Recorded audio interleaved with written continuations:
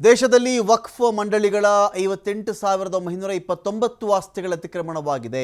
ಕರ್ನಾಟಕದಲ್ಲಿ ಒಟ್ಟು ವಕ್ಫ್ ಆಸ್ತಿ ಒತ್ತುವರಿಯಾಗಿರೋದು 869. ಭಾರತದ ವಕ್ಫ್ ಆಸ್ತಿ ನಿರ್ವಹಣಾ ವ್ಯವಸ್ಥೆಯಲ್ಲಿರತಕ್ಕಂಥ ಮಾಹಿತಿ ಇದು. ಅಂದರೆ ಎಲ್ಲೆಲ್ಲಿ ವಕ್ಫ್ಗೆ ಸಂಬಂಧಪಟ್ಟಂಥ ಆಸ್ತಿ ಒತ್ತುವರಿಯಾಗಿದೆ ಅಂಥೇಳಿ ಅದರ ಅಂಕಿಅಂಶಗಳನ್ನು ಭಾರತದ ವಕ್ಫ್ ಆಸ್ತಿ ನಿರ್ವಹಣಾ ವ್ಯವಸ್ಥೆ ಕೊಟ್ಟಿರತಕ್ಕಂಥ ಮಾಹಿತಿ ಇದು. ನೋಡಿ, ವಕ್ಫ್ನ ಕಡೆಯಿಂದ ಇಂತಿಂಥ ಕಡೆಗಳಲ್ಲಿ ಇಷ್ಟಿಷ್ಟು ಆಸ್ತಿ ಅತಿಕ್ರಮಣ ಆಗಿದೆ.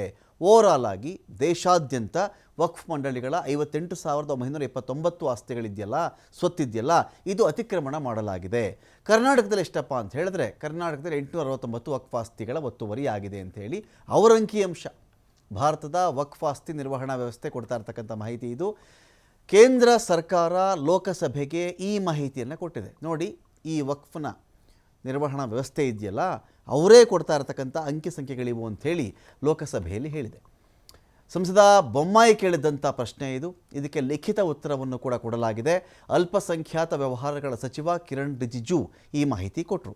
ಕಾಲಕಾಲಕ್ಕೆ ಕೇಂದ್ರೀಯ ವಕ್ಫ್ ಪರಿಷತ್ಗೆ ಕಂಪ್ಲೇಂಟ್ಗಳು ಬರ್ತಾ ಇವೆ. ಆಯಾ ಸಂದರ್ಭದಲ್ಲಿಯೇ ರಾಜ್ಯ ವಕ್ಫ್ ಮಂಡಳಿ ರಾಜ್ಯಗಳಿಗೆ ಇದನ್ನು ನಾವು ರವಾನೆ ಮಾಡ್ತೀವಿ. ಒತ್ತುವರಿ ತೆರವು ಅಧಿಕಾರ ರಾಜ್ಯ ವಕ್ಫ್ ಮಂಡಳಿಗಳ ಸಿಇಒಗಳಿಗೆ ಇರುತ್ತೆ.